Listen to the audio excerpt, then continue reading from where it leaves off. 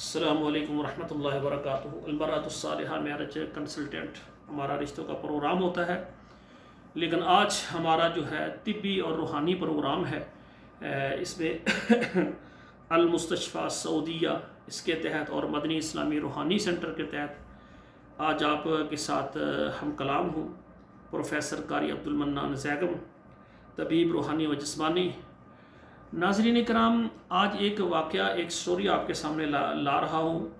ہمارے فیصل آباد کے ایک عالم دین ہیں اور کراچی کے اندر ایک دیندار بھائی ہیں، تو اس کی بیٹیاں ہیں۔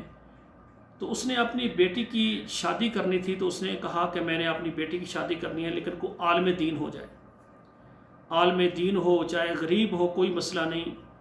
تو ان کو بتایا گیا کہ فیصل آباد میں ایک عالم دین ہے، ماشاءاللہ وہ اچھے ہیں، تو انہوں نے اپنی بیٹی کا رشتہ اس کو دے دیا۔ اب وہ جو کراچی میں جو بیٹی کا باپ ہے، اس سے ان کے رشتہ داروں نے رشتہ مانگا۔ اس نے کہا دیکھیں میری نیت ہے کہ میں نے اپنی بیٹی کسی عالم دین سے نکاح دینی ہے، آپ کا بیٹا عالم نہیں ہے، عالم دین نہیں ہے، تو میں معذرت کرتا ہوں۔ انہوں نے کہا ٹھیک ہے۔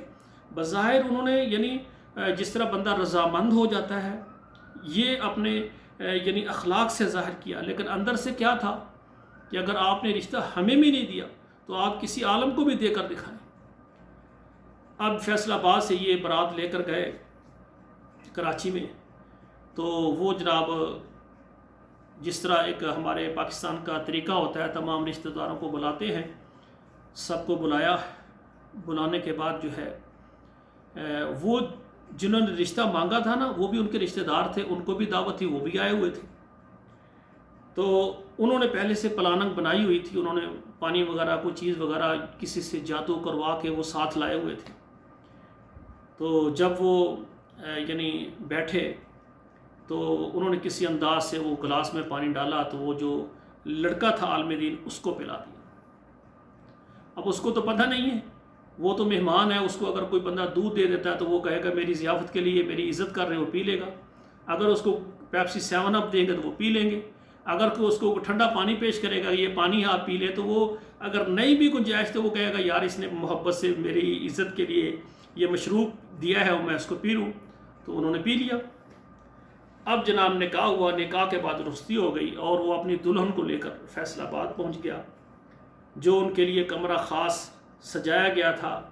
رات کو وہ اپنے کمرے میں گئے، جب وہ آمنے سامنے بیٹھے تو فوراً جو ہے ان کی جو بیگم ہے اس نے آگے سے اونچی اونچی آواز سے بولنا شروع کر دیا، کیونکہ اس کو بھی پانی پلایا گیا تھا وہ جادو کیا ہوا۔ تو اس نے ایسی باتیں کی یہاں تک کہ وہ جو اس کا شوہر ہے عالم دین، وہ اسی بیڈ پر بے ہوش ہو گیا۔ ایک بندہ ہوتا ہے نا کہ اس کو کوئی تکلیف ہوتی ہے، پریشانی ہوتی ہے، وہ بے ہوش ہو گیا بالکل۔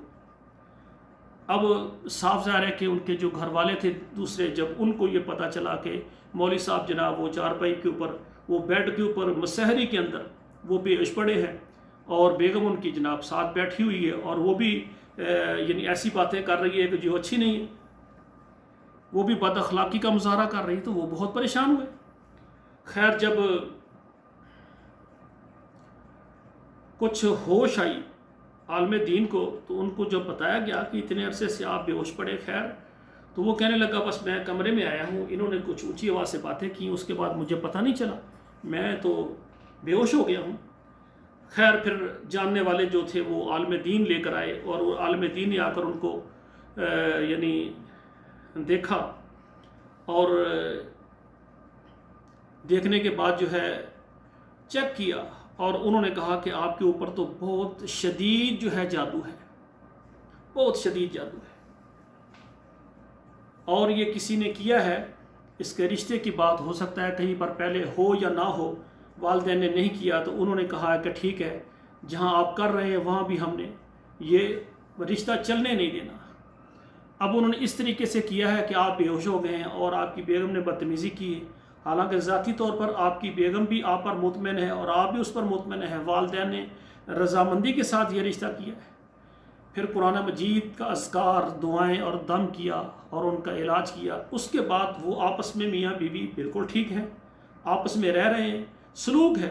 بعد میں آپ سے یہ کرنا چاہتا ہوں، بے شمار خواتین و حضرات ہیں، ان پر ایسے ایسے جادو ہو جاتے ہیں کہ بندے کو پتہ نہیں چلتا، اور جادو کرنے والا کون ہوتا ہے؟ وہ اپنے رشتہ داروں میں سے کوئی ہوتا ہے۔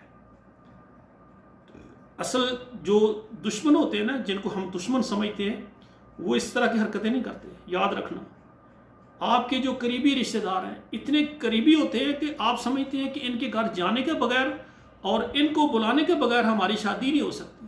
آپ اتنا اپنے دل میں ان کی قدر کرتے ہیں، اور وہی آپ کو جادو کرنے والے ہوں گے۔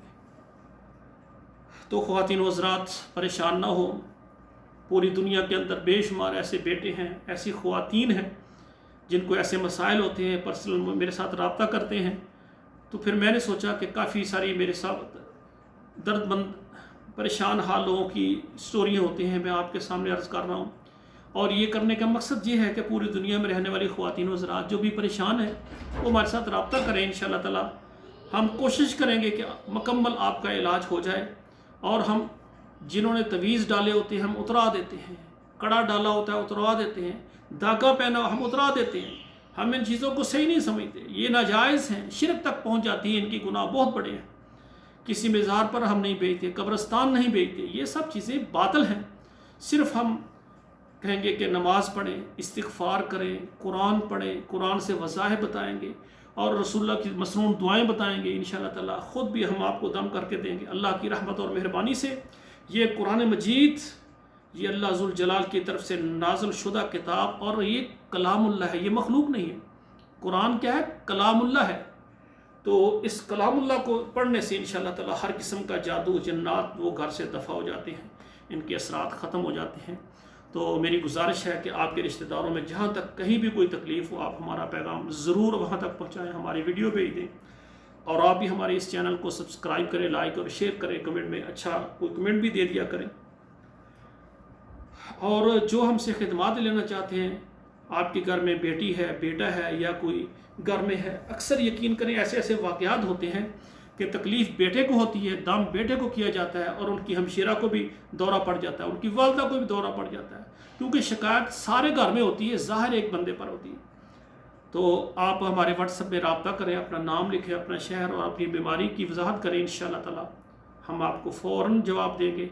اللہ ذوالجلال سے دعا ہے جتنے خواتین حضرات بیمار ہیں، اللہ سب کو شفائے کاملہ عاجلہ عطا فرمائے۔